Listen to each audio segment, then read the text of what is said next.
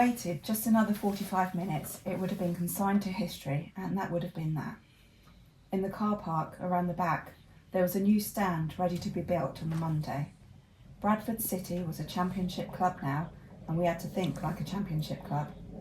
That meant vast improvements to the stadium grounds. Contractors were due to start on the first working day after the end of the season.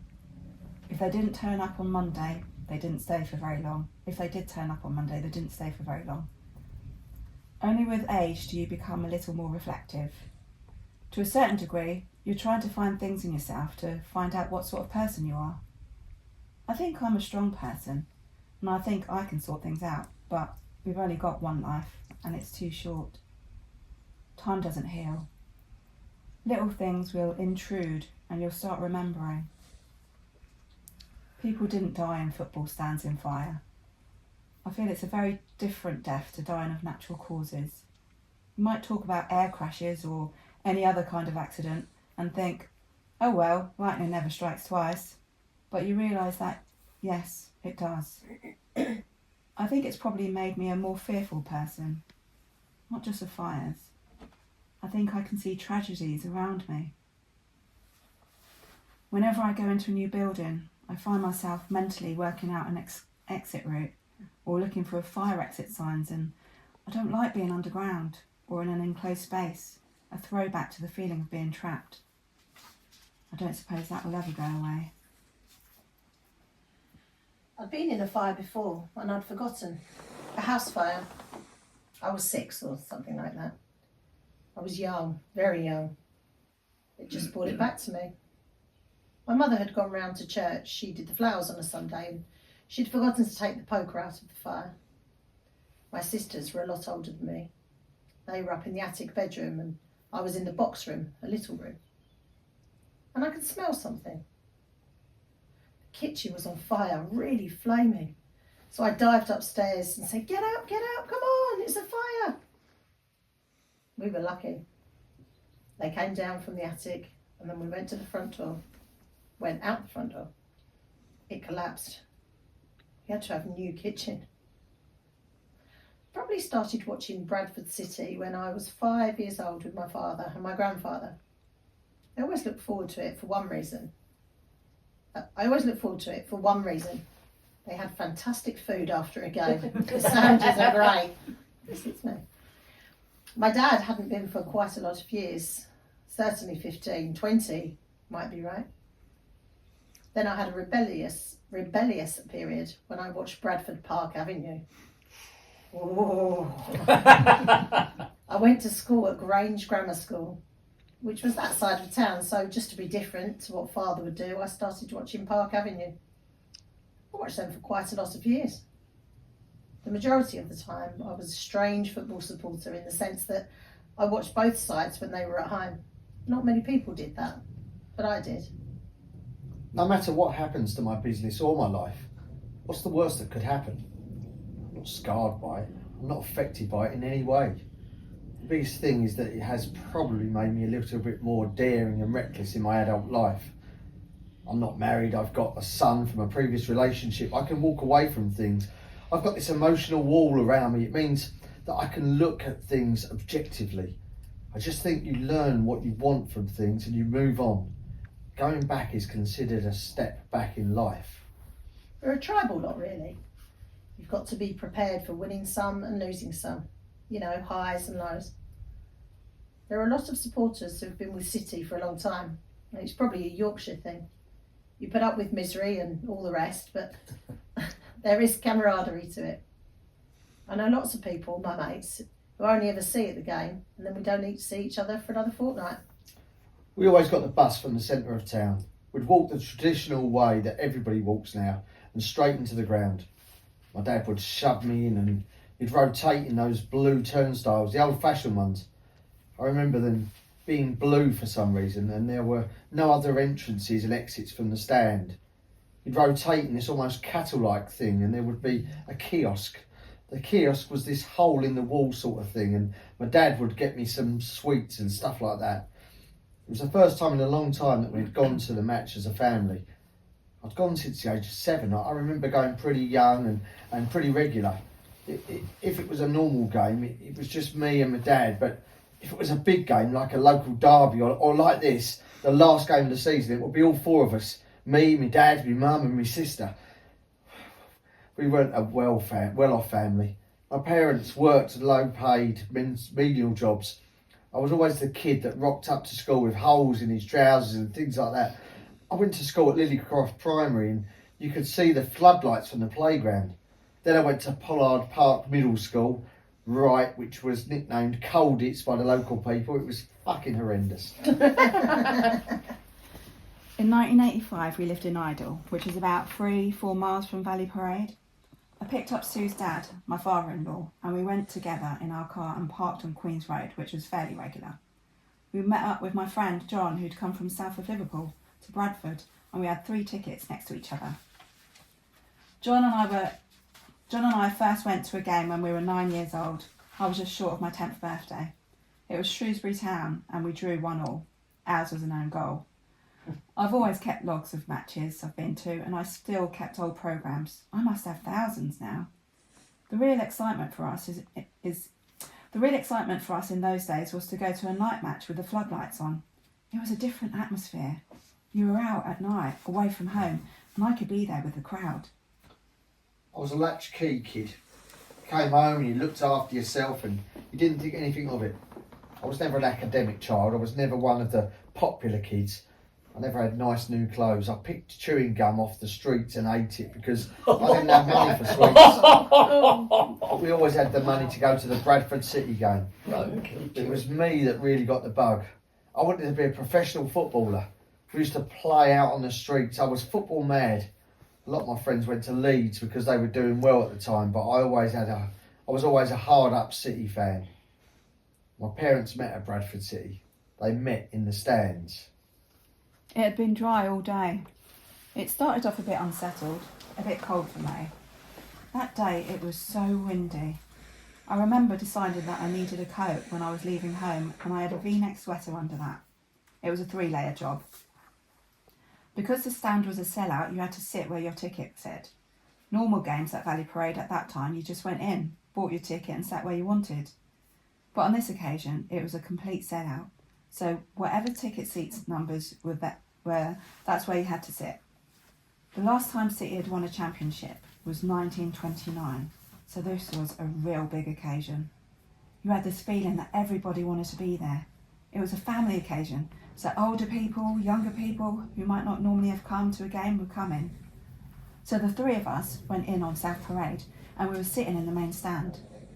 We got there in pretty good time, but so did a lot of people, because normally you would get there for kick-off knowing that there wouldn't be much going on until 3 o'clock.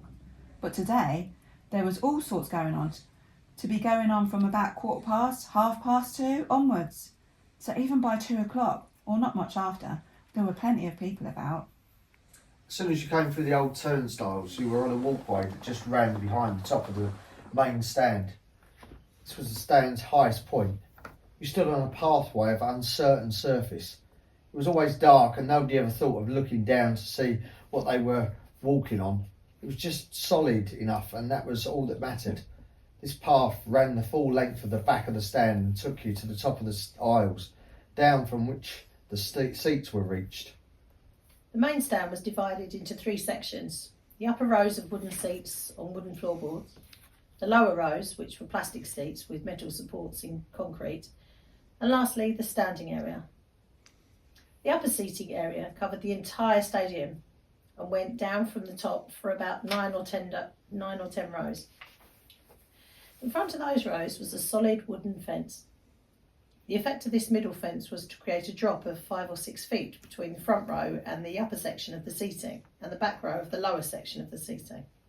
The lower section of seating ran the full length of the stand, except for the part at the right end that was given up to stand in and by which access to the paddock was gained.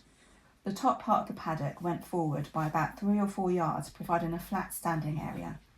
At the front edge of that was the first of a series of steps down toward the edge of the pitch, and below these steps was the pitch sidewall. On the 11th of May, everyone wanted to go and see the celebrations at Valley Parade. Dad had watched Bradford City all season, and they had just been promoted to the second division and won the third division title, which was brilliant for the club. The team were playing Lincoln City on the last Saturday of the season. We'd won the championship away from home at Bolton on the previous Monday, so this was the first time that we'd seen the players since they'd actually won that game. They were planning to present a trophy before kick-off, which was strange really, because usually they don't present the trophy before the game, but for some reason that day they decided to. The Saturday morning, there were 11 of us. Me and my mates in the main stand at the top of Block E, just next to the snack bar right at the very back. That row, that particular row, was wider than the others, so we always got the same one. The old stand was very dark at the back. I always remember the sound of it creaking constantly, and I'd always be scared that I'd fall into the stand through a large hole in the wooden seats. You could stick your feet underneath it, and I always used to be worried that I'd lose a shoe down there. Health and safety was in its infancy. This was 85, for goodness sake. Where we sit, there's a sort of family of all generations, almost 3 rows of some of them really...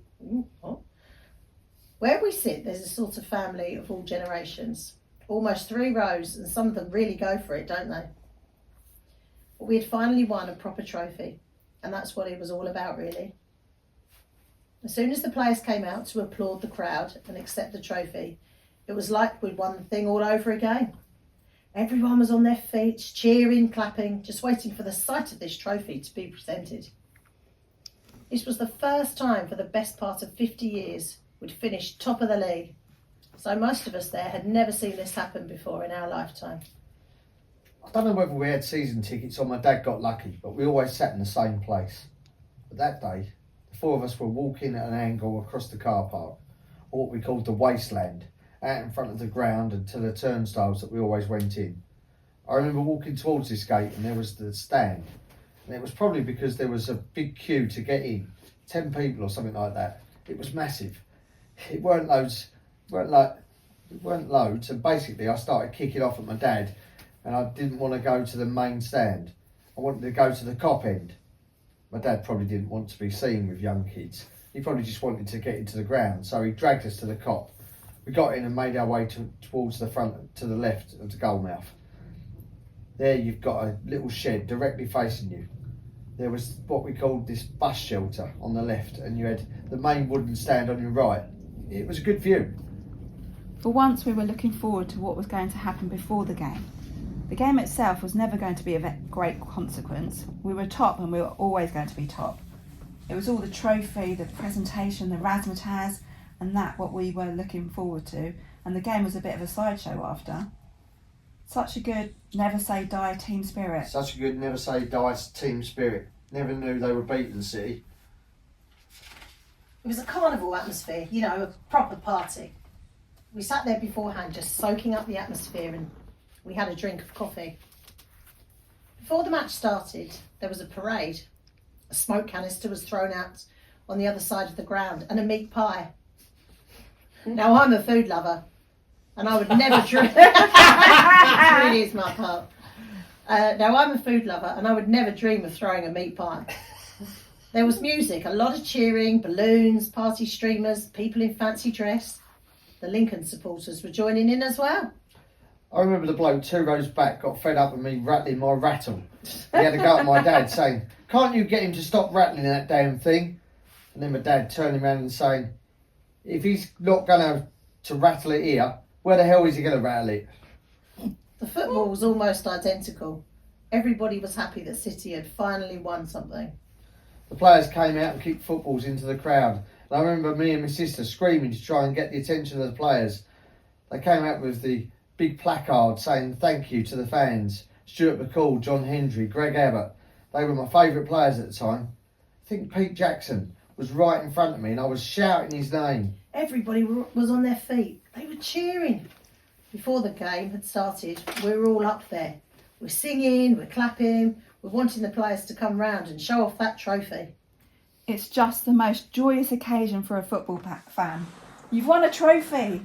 You could not want more than this. And then 45 or so minutes later, you're escaping from what you suddenly realise might kill you. Started, it wasn't very good. The occasion was far bigger than the game. I don't believe it was anything spectacular at 0-0. There was this traffic warden at the side of us, and I remember saying to him, "I'm bored. We're only 10 minutes in and I'm bored." The three of us, that's to say myself, Sue's dad and John, were sitting on 3 seats at the back of Block F. I was on the left-hand one, Sue's dad was in the middle, and John to the right. That particular bit, right at the back of the main stand, was dark. There's a big roof overhanging. There was very little lighting, and the sun never got to it. It was generally a cold place to be, even on a warm day. The old stand was only capable of taking 4,000 people, 2,000 seated and 2,000 standing in the paddock. The full crowd that day was over 11,000, and the average at that time would have been less than half of that. It was obviously busy. There wasn't much happening, and we were getting near half time, and Sue's dad said, "It's warm under here." And I didn't understand what he meant. I looked sideways, and he said, "Put your hand under the seat." And I put my hand under the seat, and it did feel strangely warm. It felt warm, but it didn't feel... There was a gap under the seats, and it was a bit like putting your hand into an oven that's been on, but it's cooling down. You can still feel the heat without touching anything. It's just hot air. It felt warm. It didn't feel roasting hot, but it was odd. It was an odd experience, and to feel this was out of all context. And there was just sort of something going off in the far end of the stand. Our initial reaction, and those of people around us, was that somebody had let a firework off, or something along those lines. Then I thought I saw a puff of smoke, just like a ripple of smoke, like someone had thrown a firecracker. Then just below us and slightly to our left, there was some movement away from a few seats. First thought, someone's causing some trouble, stupid, sit down, behave yourself, whatever. I thought some bloody hooligans had let off smoke bombs at that end of the ground. The police started to move into that area and clear the immediate block of about 30 or 40 people. There was no mass exodus, and between us and that nothing seemed to be happening. Once the area was cleared, you could see a wisp of smoke, and it's nothing. I've seen waste bins fires bigger. The game was still going on. I can't really remember anything prior to half time. All I can remember is a small plume of smoke which appeared at the top end of the main stand, where we would normally sit. 10 minutes before the game, we would have been at the back getting sweets and things like that, especially because it was a special day. So you've got two things that are grabbing your attention. You've got the ball going around and this smoke pouring out. I didn't understand what was going on. At the Cop, our own supporters were chanting and cheering and singing, "Piss on it." They thought it was something and nothing. People were under the impression it was some kind of smoke bomb at first. Again, Sue's dad said, "It really is getting quite warm under here, you know. I think we'll get up and go." And I said, "Yeah, not a bad idea." At that point, I was thinking, I want to avoid that rioting, but I couldn't imagine how the Lincoln supporters were going to do it because there wasn't that many of them. It was some sort of trouble, but there was this bit that didn't fit about the heat. Then you saw orange, just little flecks of orange. There wasn't much reaction from people at the other end of the stand. They were watching the match. It wasn't until I saw fans coming one by one on the field that I thought, hang on, this isn't right. The game was still going on, but we weren't going to miss anything. We were on the top row as it was, and it was so the obvious place to go was along to our right. I think it was only 2 steps onto the walkway at the back, and we got into that back walkway. I realised immediately there was a lot of people who were making the same decision. The walkway was a long, cold, dark, dank place which ran the length of the back of the stand. It got very crammed. I'd like to have been moving a little bit more than I was able to. It was a complete one mass of human beings. Sue's dad is pressed against my left shoulder, and I'd lost sight of John. He's only maybe 10 or a dozen feet in front of me, but there's so many people. It's a movement of hundreds of people, all trying to go the same way along that back walkway. I know at the very far end of that walkway is a door, which is always unlocked. That leads you virtually straight out onto the street. I also know there was no point trying to get out of the turnstiles. The turnstiles let you in, they don't let you out. There was no escape route via the gents' toilet, which was just a way in and way out. There was no door, no window apart from very high up windows. All I'm doing is going onto that back walkway and going towards the halfway line, because that takes me away from whatever it is. Hooliganism, Heath. So we stood up on the seats to get a look at what was going on. There was one of the lads with no hair, and all of a sudden he said, "Bloody hell, it's getting warm."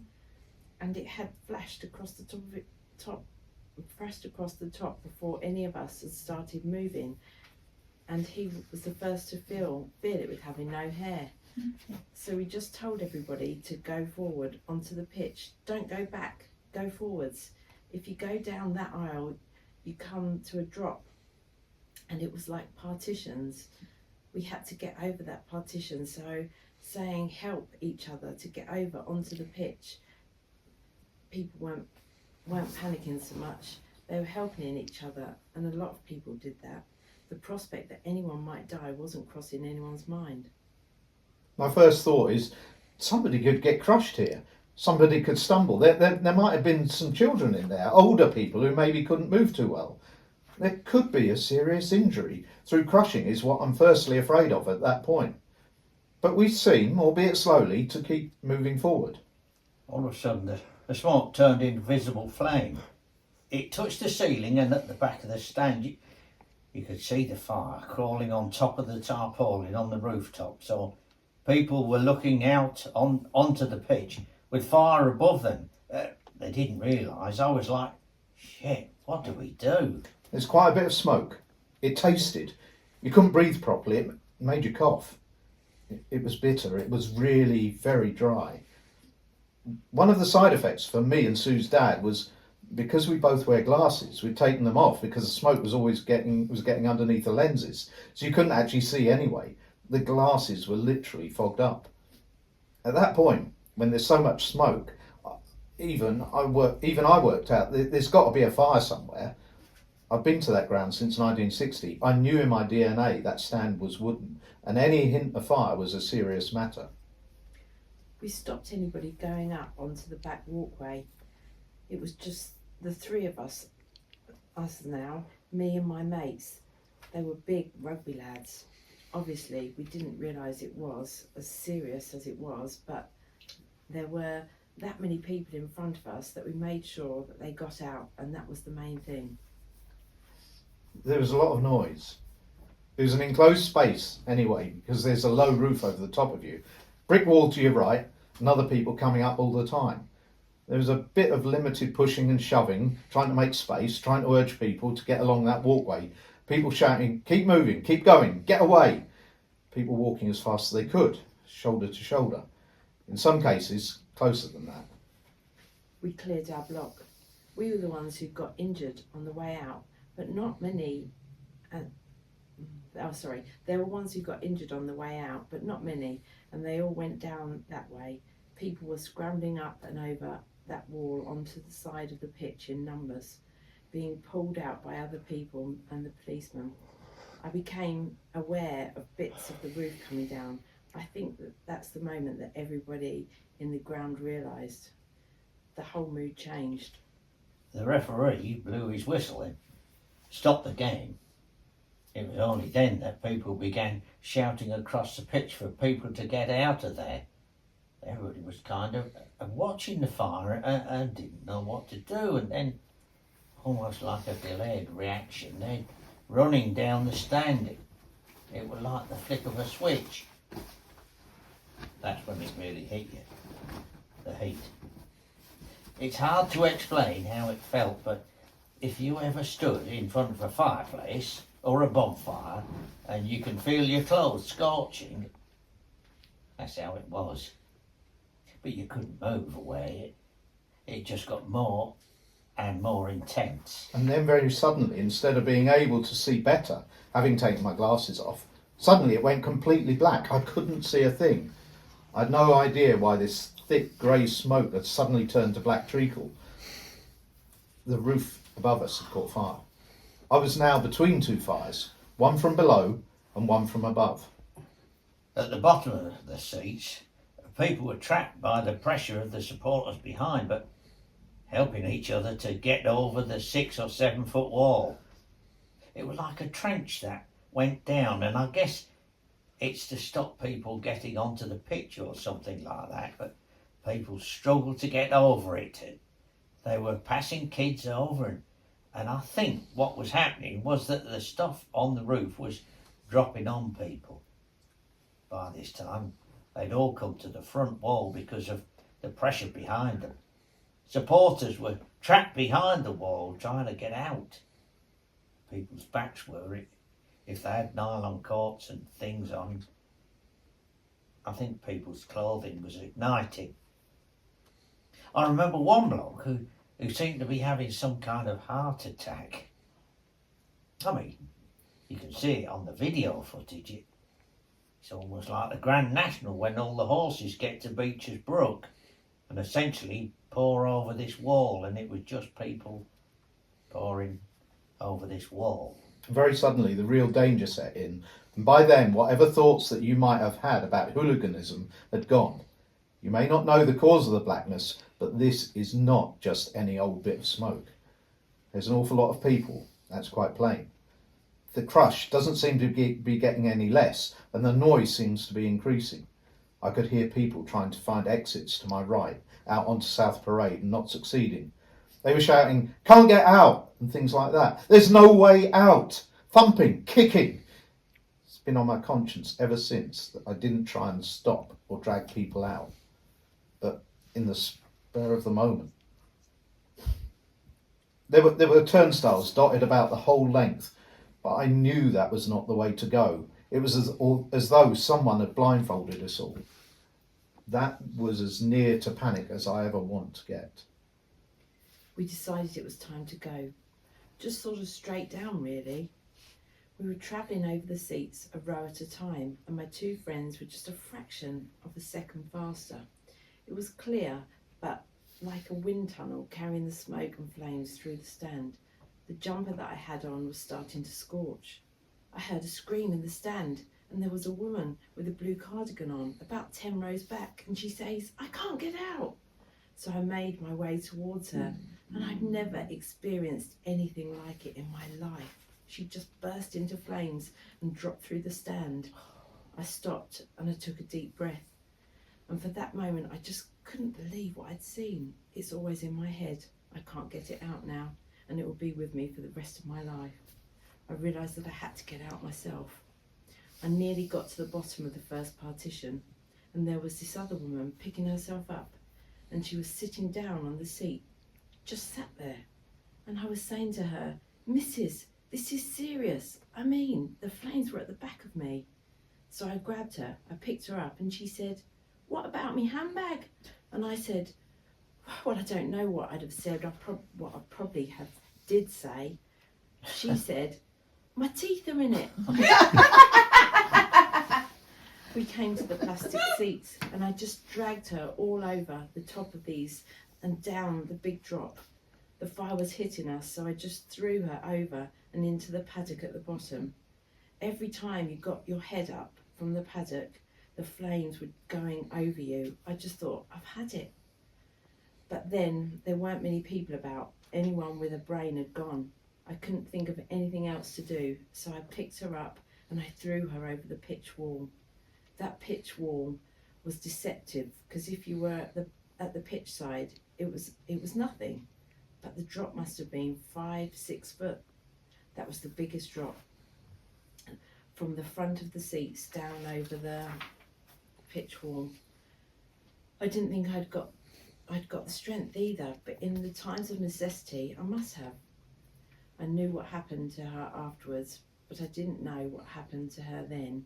She was 69 then, and she's still alive. She'd have been with a friend, and they'd all gone up to the back of the stand, her friend and her friend's grandchild. The lady I found had gotten up against this wooden wall with the weight of people there pushed her over and she rolled down the steps. Her friend and grandson got onto the walkway and into the toilets, and she pushed her grandson through the windows. She found her purse was found. She was confirmed among the dead. Oh. There was a young lad right in the middle of the stand. I don't know, didn't know if he was disabled or something like that. But anyway, someone grabbed him, dragged him over the top of the seat. I saw them going down by the wall, and then I lost them. The speed took everyone by surprise, and when people did move, they were overwhelmed by the smoke and the heat. I mean, from the time that first fire appeared until the time when the whole stand was fully ablaze was probably not more than about 5 minutes. You see, Valley Parade was set on the side of a hill, and the wind was blowing the heat away from us, but it just came back. You just couldn't stay there. You couldn't have stayed on the edge of the pitch. All the roof and the seats were burning away, and you could still see people trying to get out, walking in and about the flames. When I threw the lady onto the pitch, the police saw her and came over with their capes up. Coverage of the fire was on the grandstand and the cameras were on them. You see them dash in and drag her away, and then the commentator John Helm says, "I think everybody's out now." And they pan to the end, whereas I'm still in the middle of the stand. I can remember Dad telling me that people had definitely died because he had seen them still sat in their seats. My mum grabbed me and said, "Don't look," and pulled me towards her, but I pulled away and said, "No, I want to watch." I mean, I've seen things you can see on TV, but there's something different about seeing it firsthand. I'm finding it more and more difficult to breathe in this blackness. It didn't seem like air at all. You could feel something thick going down into your system. It felt as though I was choking, like I was swallowing something like treacle or porridge. I'd been down a coal mine and it was worse than that. I get to an opening. I think that'll lead me out because there's the way out onto the car park. So I try to turn into the opening, but so many people are filling through the back, through the back, and I realise that it's into the toilets and you can't get out that way. It's been on my conscience ever since that I didn't drag them out or try to, but in the spur of the moment. I'd lost sight of John. He's only maybe 10 or a dozen feet in front of me. I'm still convinced the pressure on my left shoulder was Sue's dad. I now know that it wasn't. It's quickening a little, but I can't take a pace. It's half a pace, if that. Sometimes I can barely get 1 foot in front of the other. I think that's probably the point where I made that decision. I've got halfway, I'm going to go the rest of the way, and I'm going to get to that door at the far end. I knew the air is cleaner lower down. I managed to do a couple of paces slightly crouched, took a gulp in, got upright again and carried on walking. Didn't seem to last very long, that, so I did the same thing again. Still didn't know how much further I'd got to go. The thought flashed through my mind, I might not get out to that end door. I was lost. I was trying to see anything at all, but as I looked to my left, I noticed the smoke is much nearer to that grey smoke I saw early on. That's the way to go. Head for the grey stuff. At least I can see something there.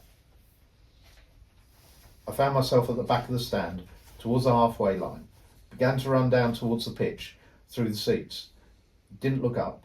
Just head down, keep going. Covering on the roof was melting and dropping down. The fire had already gone ahead of me. It's a period I can't remember, and I probably don't want to remember. A gap in my memory. I've had this psychiatric term explained to me as a fugue, which is when the mind doesn't allow you to remember because it's too terrible. The beginning is when I'm at the top, grey smoke going down. The end of the gap, I'm at the bottom of the paddock and I'm a pace or so from the wall at the bottom of the stand. I vaulted the wall and I'm on the track that runs between the pitch side and the sidewall and the touchline. Remember a policeman urging everyone to get onto the pitch to create a space. Keep away, get onto the pitch, get away from the stand. I remember taking 2, perhaps 3 steps onto the grass and then doing a 180-degree turn to look back at the wall that I'd just climbed over, because I'm still convinced that Sue's dad was right with me and that he'll be coming over that wall, because I can't see him on the pitch. I was sure he was right behind me. All I could see was flame. I saw this guy again who I remember had a trilby hat on, trying to get over the wall. I tried to go back to him, trying to get over the wall. I tried to go back to him and I hit a wall of heat. I couldn't go any further. And as I came out, policeman put his Mac, the old blue Mac, over himself, sheltering himself underneath. He went back in and dragged him off the wall. As the policeman was pulling him away towards the centre line, the old man's hat combusted and went into flames. My immediate thought was no one could possibly get out of there if they weren't already where I was on the pitch. Nobody ever sees me come out. It looked like somebody had bombed the stand. I was told by the police that I must have been one of the last people to get out of the front of the stand alive. It was too hot. Nobody could have come in there. I thought there were an awful lot of people on that pitch. It's as though virtually everybody, all 4,000 had been in that stand or on that pitch. There were people calling names out. We'd been to that game together. John, Sue's dad and me. And I felt a responsibility. For that half hour or so, I failed. That's the point where I thought, what am I going to tell Sue? Of course, people were on the pitch. They were singing, "We love your city, we do." Some people seemed to think nothing of it. People were laughing, joking. Some were younger fans ran on the pitch because the TV cameras were there, but in the light of something happening like that, the small-minded thing of let's make a joke of it, it's a bit of a laugh, isn't it? And people had died. It was obvious that people had died, and your eyes are darting across a lot of things, and there was so much going on at the same time. But one specific thing that I do remember was a man fully on fire, head to toe. Not an inch of him wasn't covered. It was proper Hollywood moment, you know. It was like, fucking hell, there's a guy on fire, and he wasn't really moving, and people are screaming, "Get him out!" His arms were up. I looked up and I could see a man I know, an old dustbin man, right in the middle of the stand. I saw him fall onto the running track.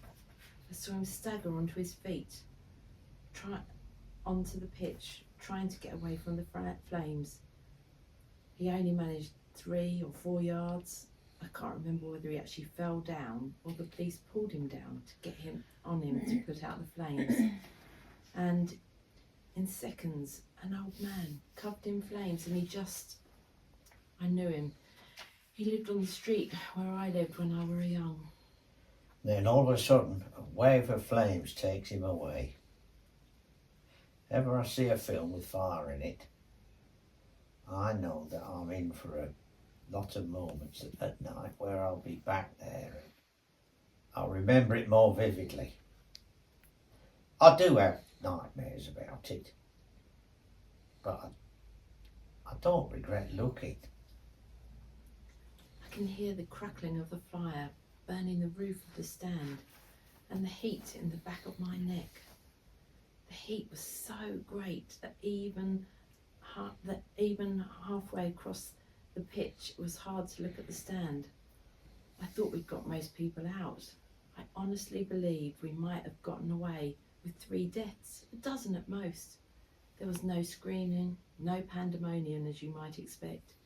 It was just silence, a whirring noise and the smell of burning. It were mayhem. The main stand was just a wreck, and somebody said that 15 people had died. It was surreal.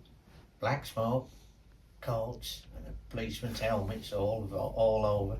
The sound of sirens, people crying and shouting. Mums and dads looking for the children, children looking for the parents, grandparents. Can you imagine if there's a massive blaze there? You've lost your loved one and you've got no clue where they are. On the pitch, there are loads of people wandering. One guy was screaming, "Where's my dad? Where's my dad? Where's my fucking dad?" I went looking for my mates. I was thinking, bloody hell, I've burnt my hands. I won't be in work on Monday and I've got the keys for the shop. That's all I knew at this point, that I've burnt my hands. I walked on a bit and there was this St John ambulance fella. He saw what my hands were like and he said, "Hold them out," and he poured water over them. Him and the ambulance guy started lifting this lad up on a stretcher, but all the people were just gawping, just watching. They were blocking the entrance and the exits by just watching what was going on. They want to see, so they all come. So I was shouting at everybody, "You're blocking the bloody exit, get out!" They were trying to get a nosy in, that's what people do. I remember walking out onto South Parade. I saw Bobby Campbell, John Henry, Peter Jackson walking down Valley Parade, still in their kit. Peter Jackson had a Bradford City blazer over his shirt. It was just charred and torn. So I helped them get through and outside. I think there was like an auxiliary ambulance, like a green goddess thing. A guy said, "Just wait on this corner." So I was leaning against the wall. The houses in the street were almost entirely Asian families, and they had all come out onto the street with blankets, cups of tea and glasses of water, asking people if they wanted to come inside and use their phone. There's no mobile phones in those days, remember? Nobody coming out of the ground at that end was being allowed to go uphill back towards the burning stand. At the bottom of the corner of Midland Road, more ambulances were beginning to arrive, and I could snatch a quick look at their faces on the stretchers before they were put in and whisked away. A policeman pulled up in his car and said, "You all right?" And at that stage, I didn't know how bad my burns were, but he said, "Get in the car." So I got in the back and he set off. I was leaving because there was nothing more anybody could do. It was absolutely solid. He put the sirens on and went up on the pavement to Manningham Lane. I don't really remember anything else apart from the bus journey to my grand's. We always went to my grand's after the match, just me and my dad. I guess my dad had wanted to call, but all the phone boxes were in use. She's not like my other gran, who always thought was the Wicked Witch of the West. No, she was lovely. She lived in a semi-detached house in Bingley, and that's where we would have gone. And she was lovely, kind, and always gave me very nice cakes. And he got me up to the hospital, and then, of course, it was absolute chaos. It was pandemonium, absolutely heaving, milling with people. People were walking in with their heads in their hands on their heads. The stand had an asphalt roof, and the tarmac was melting and hitting them on their heads. They put their hands up to stop being burnt, so they actually came into the department with their hands on their heads. I was there fairly early, but it was crowded. If you can imagine a busy department store at the start of the sales, people flooded in. It was like a nightclub on a Saturday night. As well as coming by ambulance, they were coming in private cars. The police were bringing them, and they were actually walking, people who could walk. I've been ambulance watching for a while. In a lot of cases, cars were parked near the ground, and you only realised 3 or 4 hours after the match was due to end and the cars were still not being driven away, that perhaps those people had died. I decided to walk back to the car on Queen's Road, and this car pulls out, and there was Sue's dad in the passenger seat. I didn't know who the driver was. I leapt out into the middle of the road, and in any other circumstances, I would have looked like a lunatic. I stopped the car, he got out, and I picked him up and hugged him. It was like he was back from the dead. There was a bizarre moment on the bus. It was crowded. We got on at Market Street. I was on the top deck and sat down. That's when I realised I stunk of smoke. My hair burnt and my face felt like it had been in the sun all day. I remember it being quiet, so I guess a lot of people had been at the fire. Dead quiet. Really quiet. We were like zombies. The route of the bus took you along the valley so you could look back.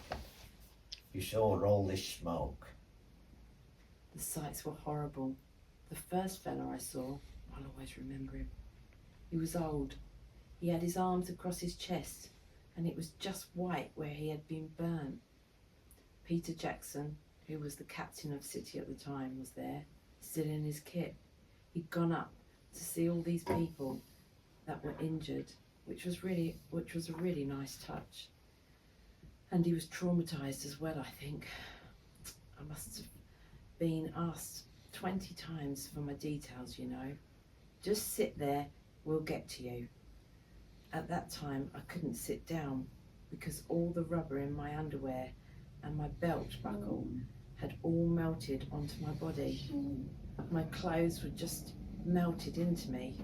At the time, it didn't bother me because the euphoria of getting out carried me through for 4 or 5 hours till it hit me. It was incredible to imagine a whole stand had been completely obliterated. There was like a state of mourning, really, a quietness. It was like that for a few days. Me and Sue's dad were both treated for burns at a hospital in Otley. His were more serious than mine. He'd already gone down the stand before halfway line. Sue and her mum met us at the hospital and I got a call from John saying that he was in Bradford city centre, so at least then I knew that he was safe. It was a huge relief. I went home about 11 and got a bottle of whiskey. I drank the bottle and I didn't feel drunk. I was covered in all sorts of blisters and my legs were all burnt. As I got over the wall, I must have felt the heat, probably unconsciously. Eventually, they bandaged my hands and said, "Come back Monday." So I got out of the door and one of my mates is there, a neighbour who worked at the hospital. He saw me and he said, "Where are you going?" And I said, "I have to go home and come back Monday." And he said, "You're going nowhere." I was shivering and he took his coat off and put it round me. I started to go then, the adrenaline went. I was admitted and finally got my hands on some painkillers. They decided to clear a whole ward off and put everybody involved in the city fire on that ward. I couldn't sleep. I was awake most of the night and it was bloody horrendous. And then it started with all the vicars and priests coming round and parents and family looking at every bed, every person. All that Saturday night, people were looking for their family and couldn't find them. They would just look at you. For a couple of days, it was dodgy like that, with people looking around, just in tears. And that was only one hospital. 3 days after the death toll rose to 53, one of the coroner's officers made a remark. He estimated that the temperatures were 1100 to 1500 degrees at the back of the stand. He said that's what we cremate bodies at, and some of the bodies were in a cremated state. The first body that they came upon was a traffic warden, and they identified him by the button on his jacket. It said traffic warden on it.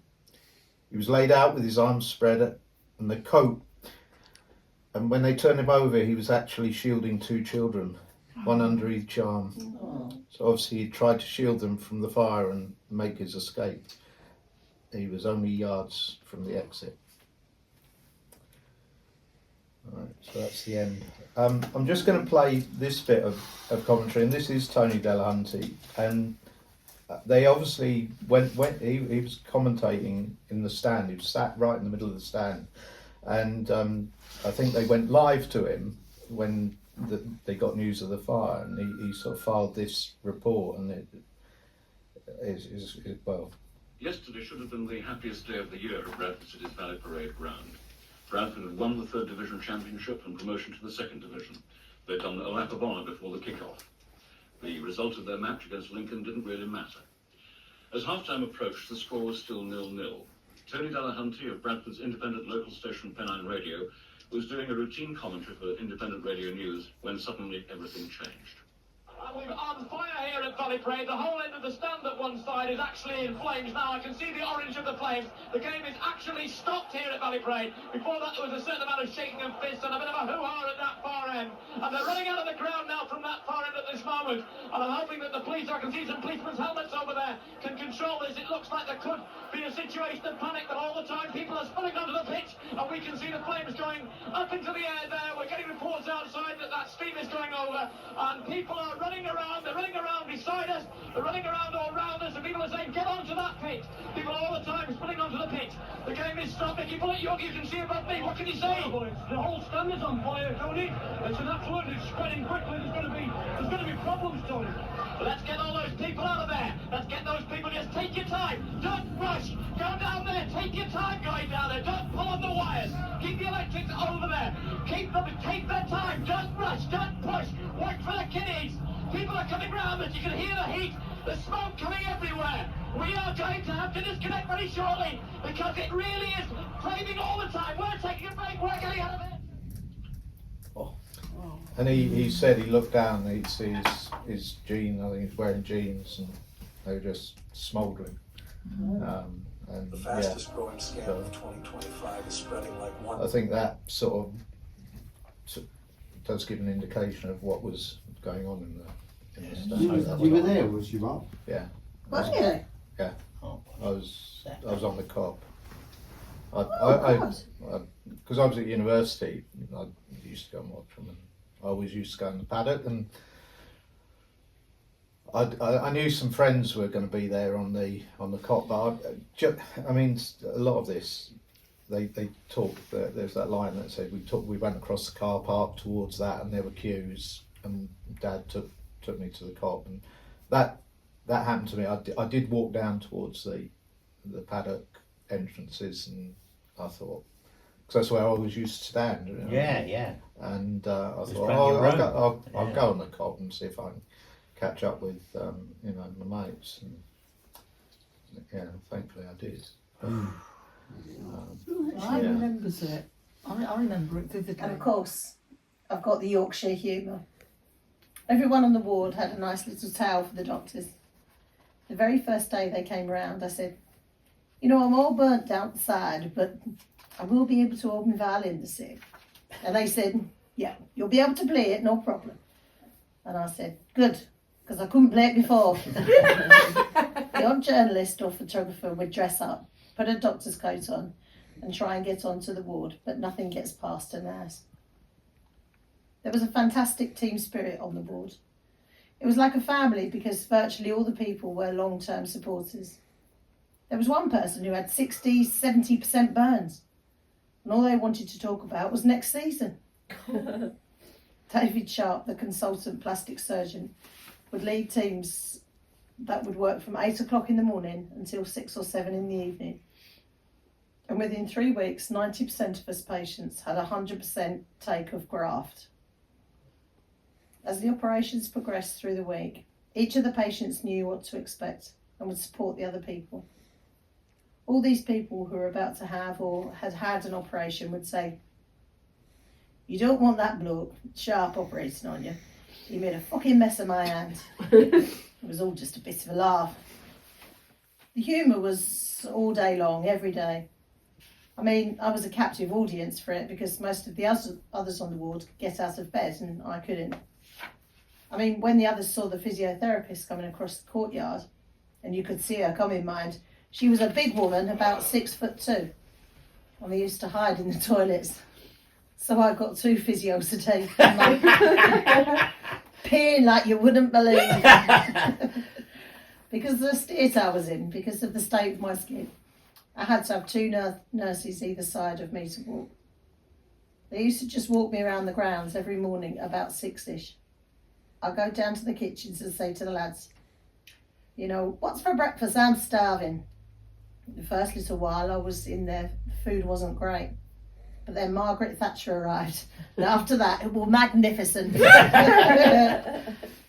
People thought, oh, Margaret Thatcher. But she charmed them. She absolutely charmed them.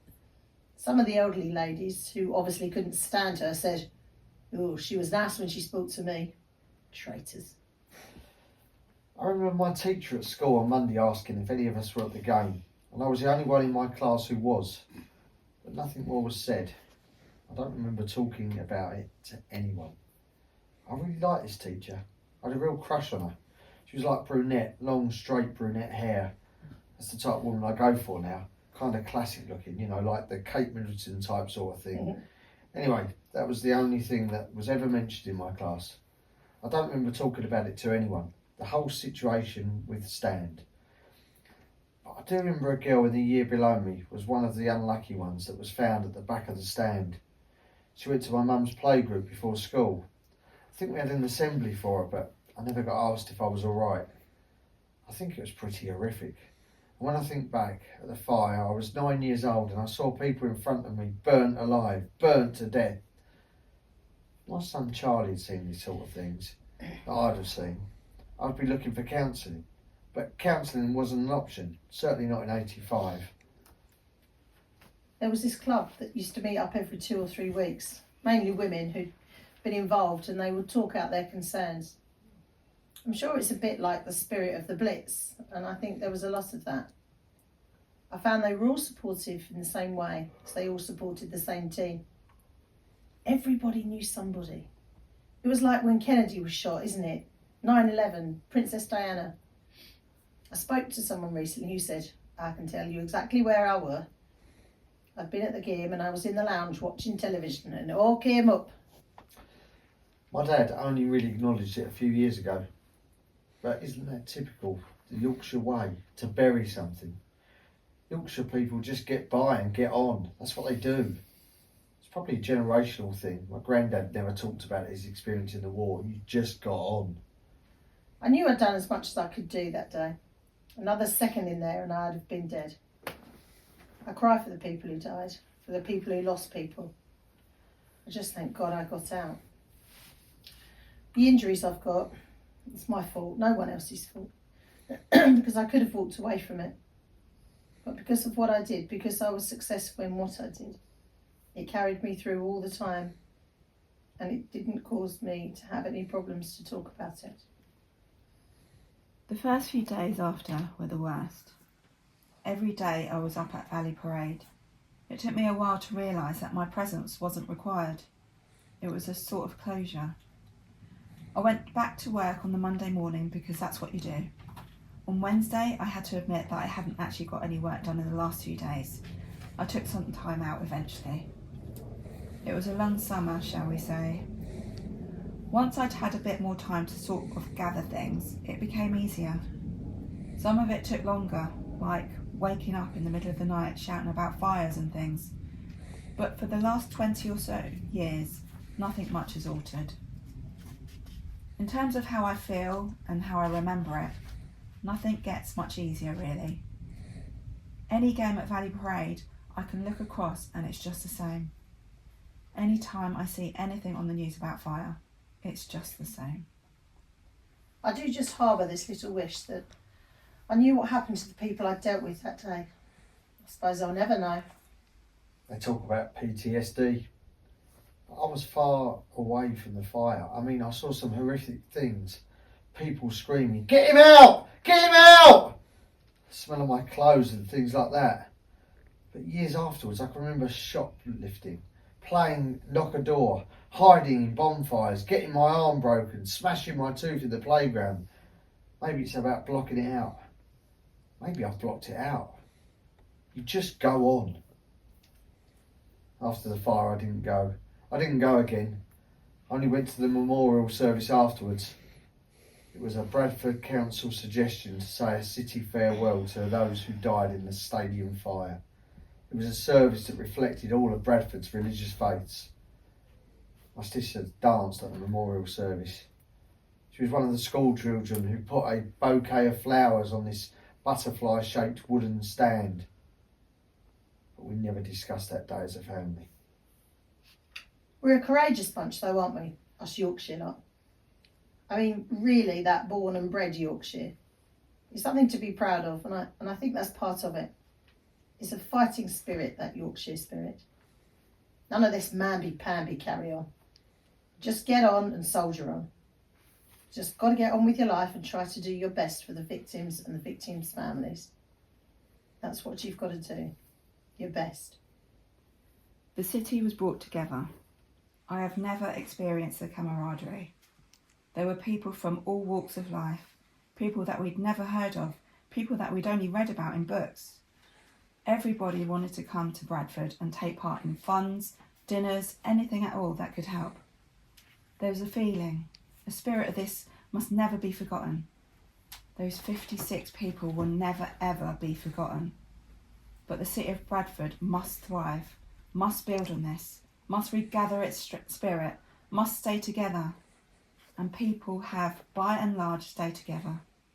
There's a great civic pride in Bradford. I think that everybody soon realised that blame wasn't going to get you anywhere. The good that has come out of it is we took down them stupid fences and we used to fence people in with. God knows how many would have died if that had happened. And what David Sharp and the Burns Unit have done throughout the world, I think has benefited everybody. We've got the Popplewell report from the inquiry that made grounds safer, so there has been a legacy of safety that has come back out of it. Popplewell said he thought that the people of Bradford behaved very courageously and with much dignity. They buried their dead, they nurtured the injured, and they comforted the bereaved. He said it was a model of how citizens involved in that sort of disaster should behave. In the city fire, nobody did make big complaints. There was no pointing fingers or blame. There was a time when there was a reporter who insisted he saw a smoke bomb thrown, but no, nobody else saw it. We all learned afterwards that there was all this litter underneath the main stand. There was this void under the seating area that had never been cleaned out.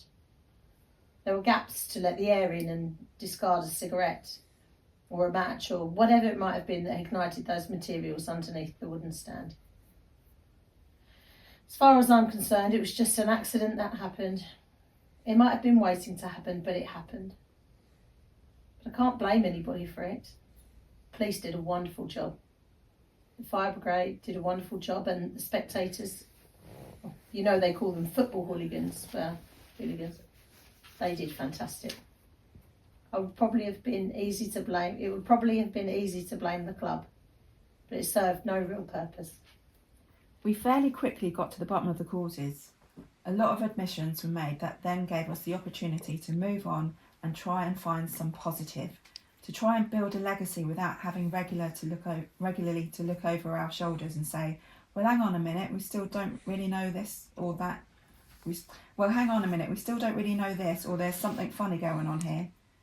We never had that, and nor should we have had. After the fire, there was a school of thought in Bradford that the city should abandon Valley Parade and move to a new ground, make a fresh start. It isn't the best site for a football ground. It's a cramped site surrounded by houses, and they thought it'd be nice to have a new stadium somewhere. But the people who really mattered, the supporters, wanted to come back here because they thought that the people who died in the fire, that's what they would want for the club, to come back to Valley Parade and to rebuild here. I never thought twice about going back. When they were building the new stand, I said, right, this is where I want to sit. Right, this is where I want to sit when I go. The following year, they put on a match at Valley Parade to open the new stand where England came and played Bradford City. There's no escape from it, and nor should there be. But one day, when I looked on the new stadium, I thought, we're moving on. The new stand now must be 3 times the size. If the new ground had been fireproof protected by all the devices available, we would have been very happy. But I think even if that wasn't so, we would still have gone back to Valley Parade. It's a family atmosphere down there, in the stand in particular. You know the people sitting around you. I've known them for seasons. We feel at home at City. Bradford's not a fashionable club. It never has been. Not like Liverpool or Sheffield. And Bradford's probably not considered a fashionable city either. We don't attract national publicity every year. I think now, on the anniversary, it's sort of fairly quietly reported, and there might be a 30-second shot on Look North or Calendar, and it's always in the Telegraph and Argus, but it's never sensationalist. I feel it's appropriate. People have said, don't you think we should just let people put this to rest and let it go? And I say, obviously you weren't there that day. And you wouldn't be saying those things if you were there that day and you saw the horrific things. I think it will never go to rest until people have passed by themselves. On the day of the fire, I was wearing a blue jacket I really liked. I thought it looked really cool, and it's still a style that I absolutely love. I've got one at home and I bought it because it reminded me of the jacket I was wearing that I had when I was little. It was very in with Barber, Balfour, you know, the motorbike jackets, dead typical. Pockets there and there, zipped up kind of thing. It just looks good. My parents bought it for me. I only remember this because the summer after the fire, as a school, we went to Lightwater Valley and I ripped this jacket because I fell off a fault or something. I just remember it smelling of smoke. That's all I really remember. Smoke. I remember going to a club called Jolly's Nightclub in Shipley. They brought out that song again, You'll Never Walk Alone. And it came on at the end of the night and people stood around in a circle hugging each other. I think that song will forever not just be a Liverpool song, but it will be a song that sums up the period of our lives. As a city, Bradford put its arms around itself and said, we'll deal with this. This is our problem and it's our city. It was years later. I remember taking my son down there. It was on the 11th of May and we put some flowers down by the memorial. And there was a guy who came up behind us, just put his hand on the back of the stand on the wall and broke down and sobbed. And I remember saying to my son, I said, that's what it means. I didn't need to say anything else.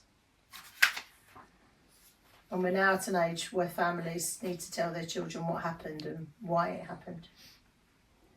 On any given day, 5 minutes after the end of the match, the result is absolutely all that matters. By Monday morning, it matters that little bit less, and if you lose a few games, you get used to it. When the club nearly goes out of business, that's all that matters, because you might not have a team to watch next week or next season or whatever that may be. But once the finances are put back into order, you've got a team again. Let's move on and forget we were in financial trouble. When 56 people die watching a football match, there is never that rebound. You can rebound from 6 consecutive defeats. You can rebound from 2 lots of extreme financial difficulty in the space of 2 years, but there is no rebound for 56 people dying. There shouldn't be a supporting occasion, a theatrical occasion, an occasion where people don't come back home. That shouldn't happen. At the end of it all, people died, and that alone is a good enough reason to remember.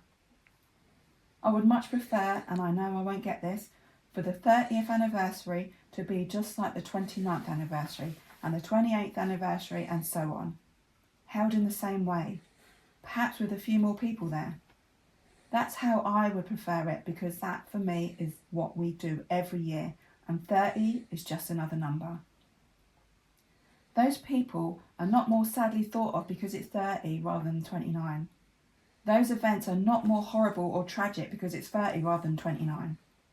They are the same 56 people who died in the same way. It's of no consequence to me anyway, and to quite a few others that 30 happens to be a round number. On the anniversary, you'll go to the memorial and you'll see people have placed flowers and things down, which is nice. And there's always that respect.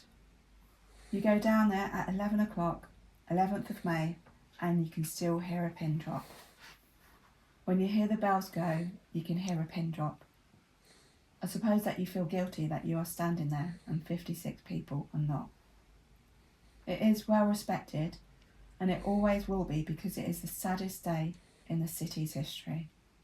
And not just the football clubs, I mean the city. It's the saddest day in the city's history. As dawn came up on the 12th of May, 1985, I couldn't sleep. I went back to Valley Parade. There wasn't a sound. Bradford Council had put up this temporary fencing all around the ground, and out of the corner of my eye, I saw this little lad walking down the street. He had a flower, a single rose. He placed it in his city scarf, tied it to the fencing, and just stood there looking at it. He turned round then and just walked away. History happens. It's different when you go to a war. Head towards the war, go to the war. I went to a football match which became history, horrific history. It's not so much a shadow, but it's always there. Just read the names and we'll just have a short period of silence. John Douglas Ackroyd, 32 years. Edmund Anderton, 68. Alexander Shaw Baines, 70. Herbert Bamford, 72. Christopher James Bulmer, 11.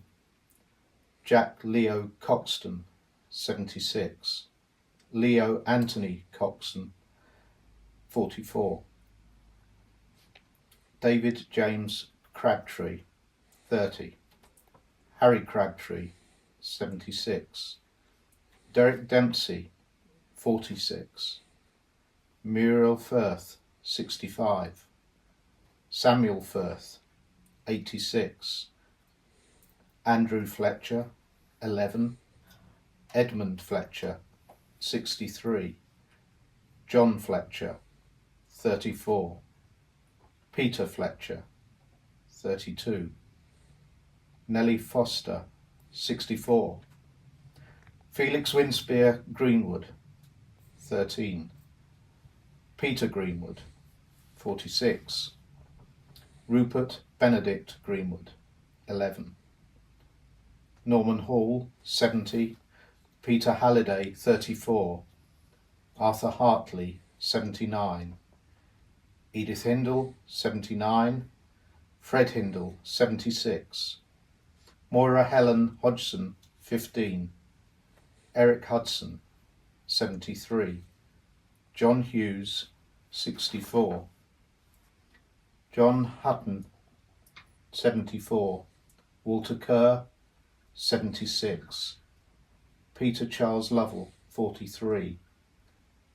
Jack Ludlam, 55. Gordon McPherson, 39. Irene McPherson, 27. Roy Mason, 74. Frederick Norman Middleton, 84.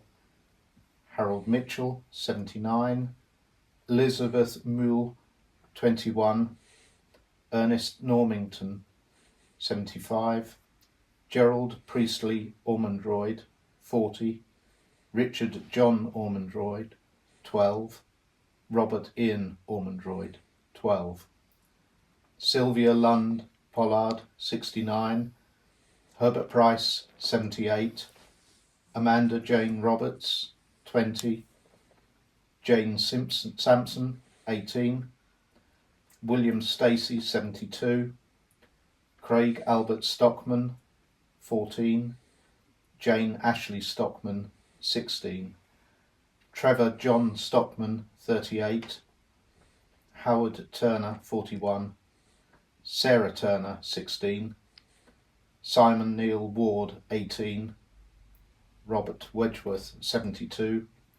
William James West, 78. And Adrian Mark Wright, 11.